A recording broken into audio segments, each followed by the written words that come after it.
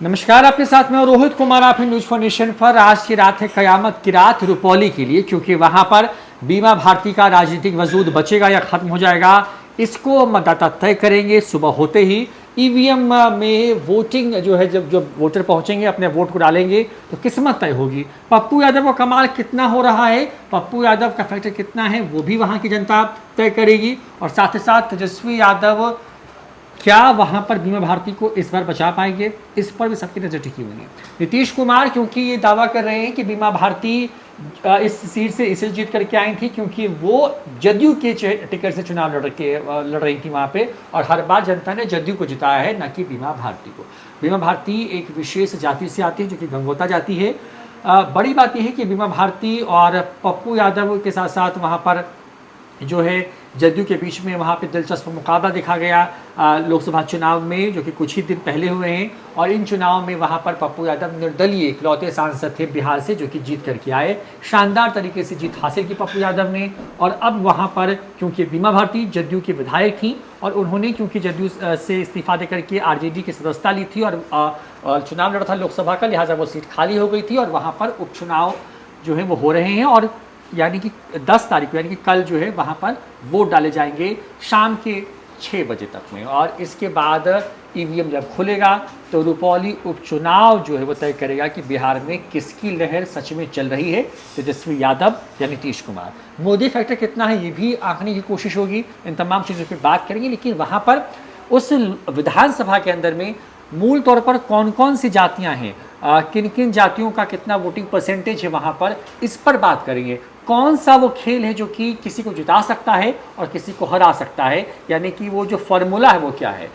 Tejashwi Yadav MY के साथ साथ अब A to Z की बात करने लगे हैं। नीतीश कुमार विकास के नाम पर उनके साथ जो पिछड़ा है वो वोट यूनाइट है। चिराग पासवान का वोट उनके साथ है। तो बीजेपी का जो अपना एक मास वोट है वो है। वहाँ पर क्या हुआ था 24 के लोकसभा चुनाव में, इस पर पहले थोड़ा प्रकाश डालते हैं। कुछ ग्राफिक्स दिखा रहे हैं हम आपको। और देखिए यहाँ पर कुल 6 जो है विधानसभा को मिलाकर के पूर्णिया एक सीट बनी थी लोकसभा की।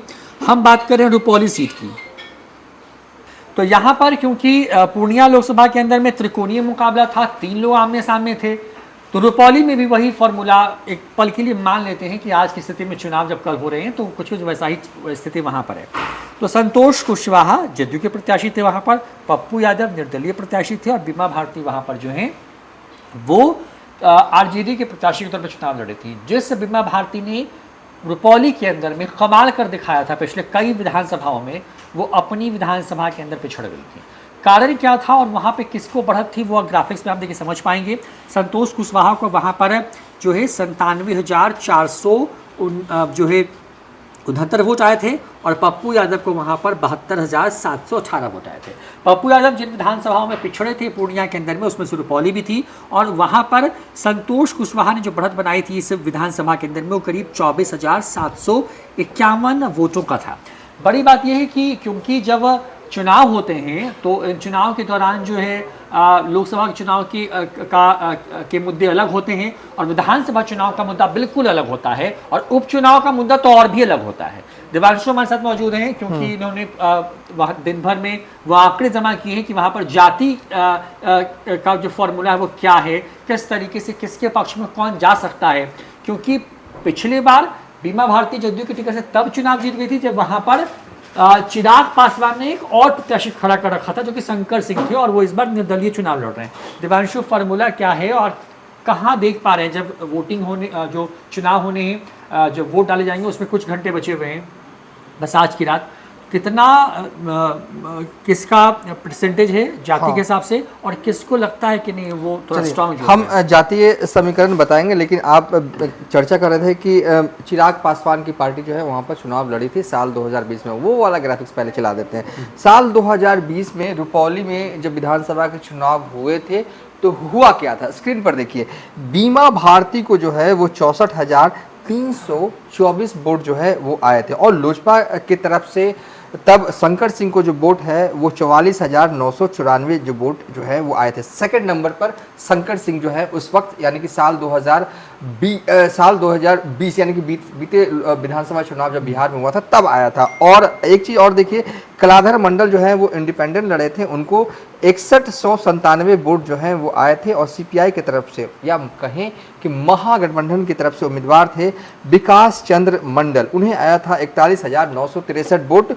और बीमा भारती जो है वो 19,330 वोटों से जो है वो उस वक्त चुनाव जीती थी। अब चलते हैं आज के सिनेरियो पर। रुपौली का जातीय समीकरण क्या है, ये किसके पक्ष में है या किसके लिए ये जो है वो ये हवा जो है वो सियासी खराब बह रही है। तो सबसे पहले जातीय समीकरण हम स्क्रीन पर चला रहे हैं, वो देखिए और इसके बाद हम आपको बताएंगे ये किसके पक्ष में जातीय समीकरण जो है वो बोल रहा है। चलिए, तो मंडल समाज या कहें कि गंगौता समाज के लोग जो हैं वो वहाँ पर 40 से 50 हज़ार के बीच में है। ये जो आंकड़े हम दिखा रहे हैं मोटे तौर पर दिखा रहे हैं, जो भी फिगर है इसी के लमसम या इसी के आसपास बैठ रहा है, ये आप तय मानिए। शर्मा, भूमियार वाला शर्मा नहीं है, वहाँ पर एक शर्मा होते हैं। तत्वा 32,000 से 35,000 जो है इनकी आबादी है वोटर्स के रूप में। मुस्लिम की आबादी जो है वो यहाँ पर 20,000 से 22,000 जो है वो है वोटर्स के रूप में। यादव की अगर संख्या की बात करें तो 18,000 से 24,000 जो है वो आबादी है वोटर्स के रूप में। गोढ़ी बोला जाता है, मल्लाह, नूनिया और करवट को मिला के 20,000 जो है इनकी संख्या जो है रुपौली में है। वैश्य की अगर बात करें तो वैश्य यहाँ पर 10,000 जो है वोटर रुपौली में है। ऋषिदेव 8,000 है, पासवान 5,000 से 8,000 है, आदिवासी भी जो है रुपौली में है, ये 3,000 से 4,000 है। और अपर कास्ट अग्री जाति ब्राह्मण और राजपूत दोनों को मिला दें तो यहाँ पर 7,000 जो है इनकी आबादी वोटर्स के रूप में है। राजपूत और ब्राह्मण को मिला दें तो 7,000। ये जो स्क्रीन पर ग्राफिक्स दिखा रहे हैं, अब इसका मजमून हम लोग देख के समझते हैं, बड़ा आसान है। देखिए, तेजस्वी यादव की ताकत जो है वो M/2 है और बीमा भारती की ताकत और जिस चीज के बलबूते बीमा भारती जो है ना वो लगातार साल 2000 से जीतती आ रही है। निर्दलीय लड़ी तब भी जीती, जेडीयू में रही तब भी जीती, ठीक है। वो ये है कि वो गंगौता समाज से आती है और मंडल समाज के जो वोट है वो सबसे ज्यादा है। लेकिन इस बार जो जेडीयू के कलाधर मंडल है वो भी मंडल है, उसी जाति से आते हैं। और पूर्णिया में जब चुनाव हो रहा था तो बीमा भारती के जो पति हैं वो जेल के अंदर थे, अब वो जेल के बाहर है, सक्रिय रूप से है, तो दोनों में थोड़ा अंतर है। अब अगर बीमा भारती को मुझे लगता है कि यहाँ से जीतना है तो तेजस्वी को काम करना होगा। तेजस्वी यादव का अगर M/2 इस बार, पिछली बार तो पप्पू यादव के साथ चला गया, टूटा नहीं, पूरा एक साथ चला गया। बीमा भारती जमानत जब थोड़ी अपनी विधानसभा के अपनी विधानसभा मतलब कि M/2 जो है वो सीधे मतलब कि एक वोटर्स जो हैं वो तेजस्वी यादव की पार्टी से छिड़क कर कहीं और चला गया, पप्पू यादव की तरफ चला गया। अगर इस बार अगर घर वापसी होती है M/2 की रुपौली में तो ठीक है, M/2 प्लस गंगौता वोटर 40 से 50 हज़ार इनकी आबादी है। अगर 50% भी अगर बीमा भारती अपने पक्ष में रखने में कामयाब हो जाती है, ठीक है। पूर्णिया में जब चुनाव हुए थे लोकसभा के तो तब समीकरण कुछ और थे, इस बार उनके पति भी हैं, क्या गंगौता को वो इस बार खींच पाएंगे? हमेशा से खींचती रही है, सिर्फ अगर 2024 लोकसभा में पता नहीं क्या हुआ, कैसे हुआ, खुद बीमा भारती को इस सवाल का जवाब नहीं है कि आखिर हुआ क्या कि गंगौता समाज का भी वोट उनको क्यों नहीं मिला, ठीक है। अगर 50% गंगौता अगर बीमा भारती के साथ रहता है और तेजस्वी यादव वाला M/2 काम कर गया ना तो फिर बीमा भारती के जीत का रास्ता जो है आसान हो जाता है, क्योंकि अगली जातियों का वोट जो हम दिखा रहे हैं ये ब्राह्मण और राजपूत मिलाकर 7,000। अगर मान लीजिए कि 50-50 अगर 3500 भी अगर मानिए कि राजपूत हैं यहाँ पे, तो ये राजपूत वहाँ पर शंकर सिंह को वोट देने जा रहे हैं। ये हमारे जो वहाँ के सोर्सेज हैं और जो हमारे संवाददाता हैं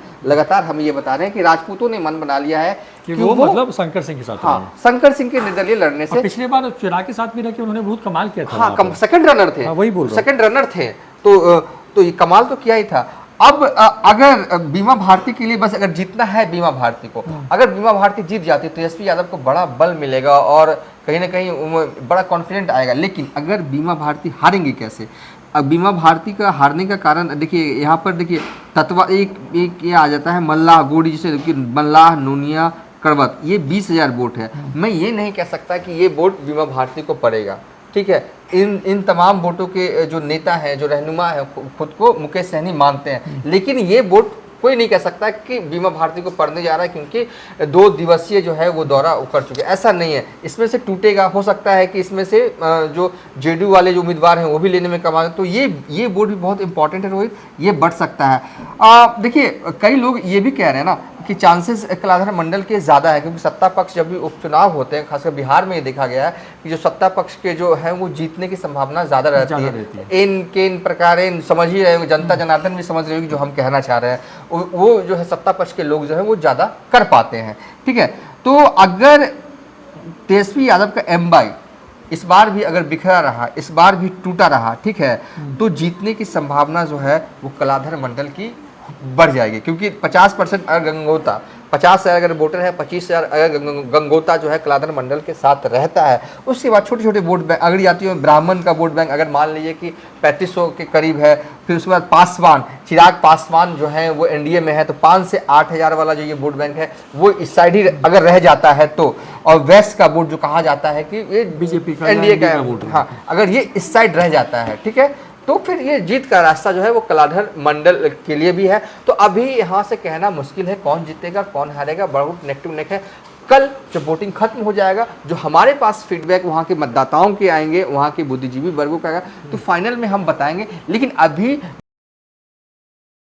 जातीय समीकरण के हिसाब से लग रहा है कि बस अगर तेजस्वी यादव को जीतना है तो बहुत सिंपल है, एमवाई उनको एक मुश्त लाना होगा अपनी तरफ, हाँ, एक मुश्त लाना होगा अपनी तरफ, और बीमा भारती को 50% कम से कम जो गंगोता वोट है अपने पास लाना होगा, जो कि लोकसभा चुनाव 2024 में बिल्कुल नहीं दिखा था। ये करंट सिनेरियो। अब चलते थोड़ा पप्पू यादव पे भी बात कर लेते हैं। हाँ देखिए, क्योंकि पप्पू यादव, देखिए बीमा भारती की भी मजबूरी थी, पप्पू यादव जिनके खिलाफ चुनाव लड़ रही थी वो, मतलब कुछ दिन पहले लोकसभा के, और जब जिन्होंने उनको बहुत करारी तरीके से हराया पूर्णिया के अंदर में, उन्हीं के घर कई दफ़े गई, मतलब उनसे मिलने के लिए, उनसे मदद मांगने के लिए, क्योंकि राजनीति है, उनको जितना है चुनाव, तो पप्पू यादव आज एक चेहरा है, इसमें कोई शक नहीं है, सांसद है वहाँ के स्थानीय।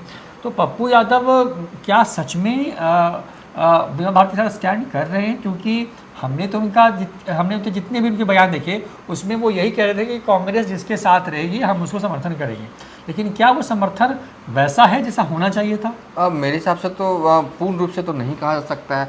अब मौखिक समर्थन से कितना असर करेगा, कितना फ़ायदा पहुंचेगा बीमा भारती को, ये मतलब कि कहना बहुत मुश्किल है, क्योंकि खासकर रुपौली में।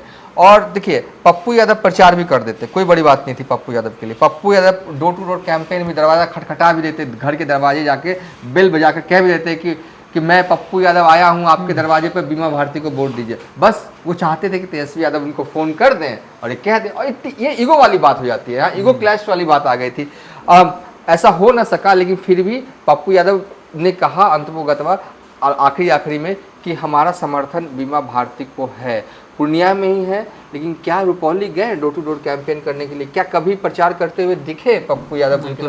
ऐसा कुछ दिखा नहीं। तो फिर सवाल फिर वही है कि पप्पू यादव के सपोर्टर्स हैं, चाहने वाले, क्या वाकई में ऑन फील्ड भी बीमा भारती के लिए काम कर रहे हैं? ये बड़ा सवाल है। क्या सिर्फ पप्पू यादव ने अपने मुख से ये कह दिया है कि मेरा समर्थन है? ये समर्थन उतने भर है क्या उनके चाहने वाले, जो उनके वर्कर हैं पार्टी तो अब है नहीं, लेकिन उनके जो सपोर्टर्स हैं, क्या वो ऑन ग्राउंड लगे हुए हैं बीमा भारती के लिए? तो हमारे पास जो जानकारी आ रही है कि जो हमारे रिपोर्टर्स ने दी है कि नहीं, ऐसा नहीं, ऑन ग्राउंड उनके सपोर्टर बीमा भारती के लिए इस हद तक नहीं लगे हुए हैं कि वो डोर टू डोर कैंपेन उन्होंने किया हो, डोर टू डोर पर्चा बांटा हो, तो ऐसे लगा नहीं है। मौखिक समर्थन है, और देखना होगा कितना फायदा वो कितना रिफ्लेक्ट करता है, मतलब जब वोटिंग होती है तब ये भी बताएंगे आपको।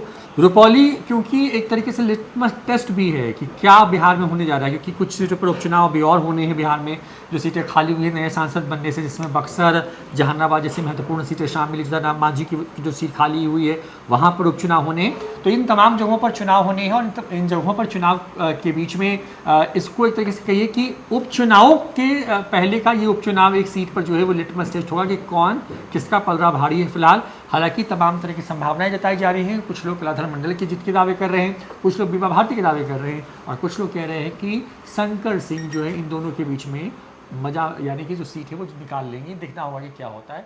फिलहाल इतना ही, देखते हैं न्यूज़ फाउंडेशन।